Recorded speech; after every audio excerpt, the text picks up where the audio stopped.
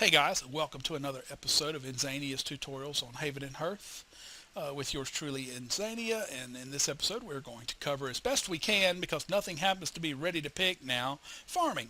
Alright, what is farming, why do you farm, and what's the benefits of farming, and what do you need to farm? Alright, well the first thing you need to farm is you need to go into skills and you need to learn farming right there. I've already learned it, but there it is, and I can't even remember how much it costs because it won't tell you how much it costs once you've learned it. But farming, you just go and learn that skill. Once you learn that skill, you've already probably achieved the basic skills that you need in order to make the other things required to farm, which are two things. You need to have your perception over 11 so that you can find wild wind sown seeds out on the plains or out in the area, and they're just randomly, just like that root right there, that stringy tap root, just like that. They will be random. There's a nettle, a stinging nettle. They just appear, and you will find them as you play the game. You just walk around, and once you get your perception over 11, hopefully or your exploration rather, over 11, hopefully you've eaten some perception food if you found any. It's really difficult to get perception up at the beginning, because the best thing to do so is carrots. Carrots early on are really good for perception, but so you probably don't have any perception. You're probably still at the basic 1 or 10 or whatever it is. I think it's 10. But you can work your exploration up simply by getting LPs and then spending the LPs. So you want to get your exploration above 11, 11, 12, 13, up to 15 is really good. Once you get it to 15, you're great as far as farming goes. So then at that point, you would then go around and you would find these items, which are called wild windsown leaves, or weeds, wild windsown weeds. I've got one right here in the box. Right there it is, wild windsown weed. And on the map, see how these little nettles, how these look like bushy whatever? Well, the wild windsown weed looks just like, almost like it does here, except straight up and down. If you take this image and make it straight up and down, thin bottom with a little weedy top, that's what it looks like on the mini map if you're using Ender's Client. And that's how you would find them on there. So what do you need to farm? Well, you need that. And then you take that wild windsown weed and you come over here and you put it on one of these drying racks. And it'll take 8 to 24 hours depending. I don't know exactly how long it is, but it takes a little while. And you just keep coming and checking it. It's just like I showed you in one of the other episodes with the drying frame. You just look at the drying frame, look at the line, the red, and then it'll become yellowish orange, and then it'll eventually turn towards green, and then once it gets to the top, it'll be done. When it's done, you go take it off your drying rack. Now you have to be careful. If you leave it on your drying rack too long, it'll germinate and be useless. So you've got to be around, about the time that it's going to be done. Now you can look it up on the wiki and it'll tell you how long it actually takes. I don't really know. What I'll do right now is I'll look it up and then annotate right now. That right there that you just saw is how long it takes for a wild windsown weed to dry on a drying rack. So after you dry it on a drying rack, you'll get a random seed from each wild windsown weed that you put on there. You could get wheat seeds, you could get grape seeds, carrot seeds, beet seeds, tobacco seeds. There is all different kinds of things that you can get. But whatever you get, the principle works the same. You build one of these little hoe thingies. It's not a hoe. It's what is a hoe actually? You go to build, and then you go to tools, and it's right there. It's a plow, not a hoe. Hoe's something you hold your hand, hand tool. Plow is something that usually animals pull. But you build one of these. Now you have an ability in here that you've hopefully figured out by now under adventure called lift. You've got dig also, but lift is the one that we're looking for. So you'll find lift, which it's somewhere around here. Where's it even at? Dig, destroy, bloobity blue. There it is, lift. And you'll drag this out. You'll left click it, holding, and drag it out and put it out here on a hotbar. Now you got 3 of these hotbars for using Ender's Client. If you click this little arrow, it makes it go vertical. And then you can click the arrow again and it'll make it turn sideways. You can click the lock and that keeps you from being able to pull things off of it. I don't really need to lock it because I use number keys or keyboard commands, shortcuts. But that's pretty much what them do. Actually, I think, I don't know. We'll put it right there for now. It's fine. All right, so you've got your seeds. What do? Well, first thing you want to do is you want to click on lift and you want to pick up your plow and you go walk to wherever it is that you want to farm. Now we're going to come out over here and farm somewhere, and I don't have a seed, so let me put this down. I'll just grab any seed. I got a bunch of carrots in here. Carrots are considered seeds, by the way. So I'll just take one of these low quality carrots, and just to show you. And basically what you do is you pick up your plow, you go somewhere, which you walk really slow when carrying things. Sorry. Yeah, we've got multiple plows around here.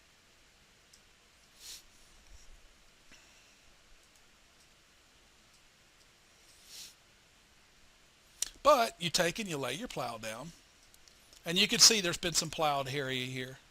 So you lay it down by right clicking somewhere and he'll drop it. All right. Now in Ender's Client, you can hold Control and hit G, and it'll put a graph. See that little grid? It'll put that on, which makes this so much easier, because then you can put stuff where you want it, and you'll know that that's the block. So you right click, and then you decide you left click for the direction that you want the plow to go, and he'll start plowing. And there we go.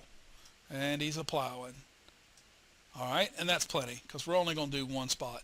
But then you could turn it this way and it would plow that, then this one, and you could come back this way and keep going, and you plow. But be careful, because as you're plowing, you're eating up your stamina eats up pretty quick. And I just learned something. That's a discovery being learned.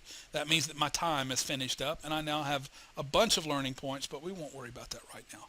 So you've got your ground plowed. You would then take whatever item it is that you've got from your wild windsown weeds, and then you would right click on the ground while holding it in your hand, and notice that now it's planted some carrots there. So now I have carrots growing. And if you go to the wiki, you can look and see the growth time for carrots, and I don't know how much it is, but I know that you can grow. They grow within less than a day. So and it's real time, the time scale's on there. So you need to pay attention to that, because you can't, like me, I'm growing all this flax to make cloth out of, and I planted this yesterday afternoon, and it's now, like, it's been 30 hours, 26 hours or so, and that's still not ready. As I right click on it, and it's not ready to be harvested. Everything you plant, you have to harvest yourself, and this is where we get into what I was talking about in the last episode. If you paid attention or saw the last episode, your personal belief system. Each of these personal beliefs matters.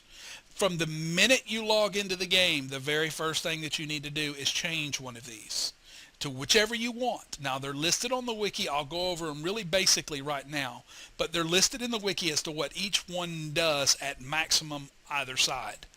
In the middle, you just think neutral is like a mix of the two, like death and life. If you go all the way to the right side, you get bonus 20% hit points. If you go all the way to the left, you get like bonus damage to something or another. It's junk.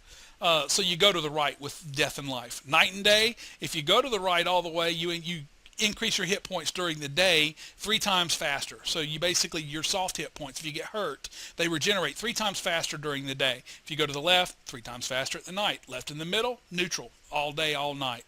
Barbarianism and civilization. If you go to the right, civilization, it increases your intelligence and I believe your charisma. If you go to the left, and it's up by 20%. If you go to the left, it increases your strength and agility, I believe, or strength and dex, one of the two, by 20%.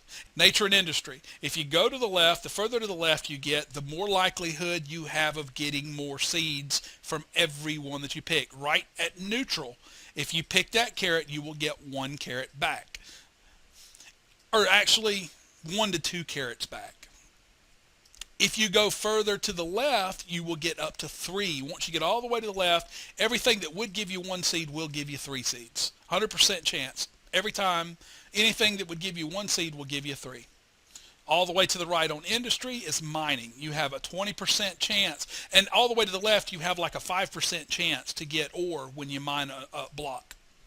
Underground. Mining is much later. I'm not even doing mining yet into the game, so that's a tutorial that I'll have to cover later on. But to the right, all the way, you then have a 20% chance to get ores. So for people that want to develop their character as a miner, they want to go towards industry. Martial, peaceful. The two differences here, I don't care. I don't really, honestly, to be honest with you, I don't remember what martial is.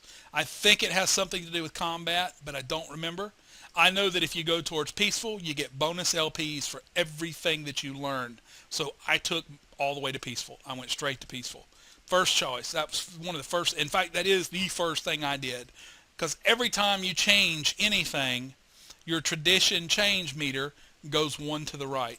The only way to undo it is by using this with your change, by going down. You can only go down, and if you go down with it, it'll make it one to the left, and that's all that moves. But anytime you change anything else, your tradition change also moves one towards change. Tradition, full to the left, you keep 75% of all your LPs when you die. When you inherit your stuff with your next character, you get 75% of all the LPs that your previous character spent. Now, I've spent hundreds of thousands of LPs, and I would get 75% of all that back. If you go to change, you only get 25% of it back. But by going to change, you get like an additional 200% to your LPs. Notice that I've got 360% learning ability. That means that I'm getting 360% of the learning points from every discovery that I learn versus your normal 100% as you're starting the game. So this item right here, it says 3,600. That means that this item normally gives 1,000 LPs. That's it. That's its base. It gives 1,000 LPs. But because I'm at 360%, I'm getting 3,600. This one, I've got some weak ones, but this one right here, this aurochs hair, basically moo cow, the cow in the game, their hair, I get 10,000 for that. Wishbone, 5,400. The little feather duster, 2,400. Now, these are some cheap ones. There are some better ones, like flotsam. Flotsams give you peculiar flotsam, which is something you find in the river, and you also need to be well above, I think it is 18, or maybe 15 or 18 exploration. You can start finding peculiar flotsams in the river. They will then give you a bunch of points also. And I'm getting off track. We were covering farming in this one, and now I'm talking about all that. But, there's always, that's the way I do it. There's always a little bit of something else about something else in all of my little videos and tutorials. So you're learning about several things, which is why I advise you read and watch, or listen and watch every single one of them, because it might sound boring, it might sound like something you're not interested in, but I might talk about something else that you are interested in that video. So, if you skipped a video earlier, you might want to go back and watch it. All right, so that's pretty much all that you need to know about farming, at least starting. Now, it does get more complex. The soil, I got 2 minutes. I'll go ahead and cover the soil stuff too. All right, the way soil works in this game is it always pretty much starts out whatever it is in the general area.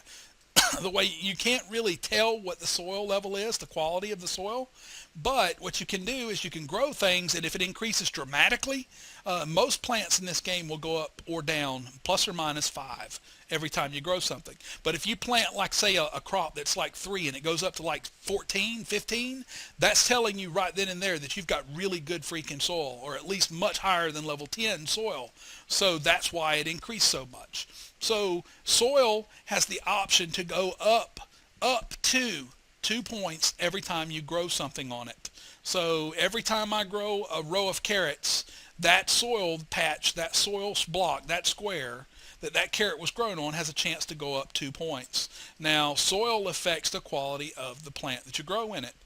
And there are things called hard caps and soft caps in this game that are very technical, and I highly advise you to read the forum on them, because I'm not even 100% sure about them. I just know that when I plant carrots in the ground, every time that I plant the carrots, the soil has a chance to go up to 2 points, and the carrot themselves have a chance to rise in quality based on the soil, based on the seed quality, and based on my farming ability. Farming ability is another stat that's in here that you can raise. As you can see, my farming is at 26. Most of my seeds are like 12 to 15, so I'm well over the requirement for farming, so I am just waiting on soil to increase, and as the soil increases, the crops will further increase up to the point to where they hit my 26, and they will then be soft capped. So I will then have to raise my farming up higher as my soil increases in order for my seed quality to go higher and higher and higher, so that the vegetables that I pick are higher quality. Now, what does higher quality have to do with vegetables? The higher the quality of the vegetable, the more stats you get from consuming it and from using it in other processes and in other things. That's the way it works. Quality works with everything. If you look like that 55 bear meat, that's just a base stat. That's a hard-coded stat. That bear meat, and that's where it was. But if you'll look here, you'll see like I've got a quality 63 bone saw. The way that I did that was we took like a level 140 something bone that we found, that we got, or one of the guys in my village got somewhere, and we mixed that with a decently high quality stick, and the two of them averaged out, and then based on the wood carving skill that the guy had, the carpentry skill, he ended up with a 63 bone saw. Same thing for the hammer. He had a pretty decent quality stone, which stones are random, water's random, and the quality is, depending upon where you're at, you just check it and see what the quality is. And we ended up making that. Now, what the stone axe does, being a higher quality, it lets me skin things, and when I skin things, I get a higher quality hide, and I get higher quality meat, because the stone axe is used to do it, and it does a better job. The better quality, the better job is done. If I had a level 150 quality stone axe, I would be getting really high quality meat cuts from things when I'm cutting them down. So that's that. And that covers farming. And I'm not quite sure what we're going to cover in the next episode, but we'll see you in there, I'm sure, and it'll be something interesting. So hope you enjoyed this. If you did, please like, comment, subscribe. If you've got any questions about anything, be sure and ask them. I answer just about every question that's asked in my comments, and have a great day.